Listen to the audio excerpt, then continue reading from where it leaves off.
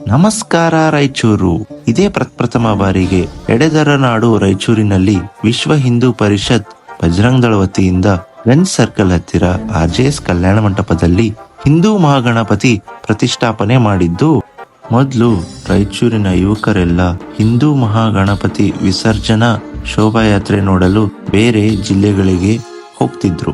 ಆದರೆ ಈ ಸಲ ಹಿಂದೂ ಮಹಾಗಣಪತಿ ಬೃಹತ್ ಶೋಭಾಯಾತ್ರೆ ನಮ್ಮ ರಾಯಚೂರಿನಲ್ಲೇ ನಡೆಯಲಿದ್ದು, ಈ ಹೆಚ್ಚೆಚ್ಚಿನ ಸಂಖ್ಯೆಯಲ್ಲಿ ಯುವಕರು ಪಾಲ್ಗೊಂಡು ಯಾವುದೇ ಅಹಿತಕರ ಘಟನೆಯನ್ನು ನಡೆಯದಂತೆ ನೋಡಿಕೊಳ್ಳುವುದು ನಮ್ಮ ಹಿಂದುವ ಜವಾಬ್ದಾರಿ. ಶೋಭಾಯಾತ್ರೆಯು ಇದೇ ತಿಂಗಳು 27ನೇ ತಾರೀಕು ಮಧ್ಯಾಹ್ನ 2 ಗಂಟೆಗೆ ಗಂಜ್ ಸರ್ಕಲ್ ನಿಂದ ಪ್ರಾರಂಭಗೊಂಡು ಚಂದ್ರಮಾಳೇಶ್ವರ್ ಸರ್ಕಲ್, ಪಟೇಲ್ ರೋಡ್, ಚಿಟ್ಟಿಬೇಡಿ ಚೌಕ್, ಟಿಂಗ್ ಕಂದೀರ್ನಿಂದ ಪೇಟ್ಲಾಪುರ್ ಮೂಲಕ ಕಾಸ್ಬಾವಿಗೆ ತಲುಪುವುದು.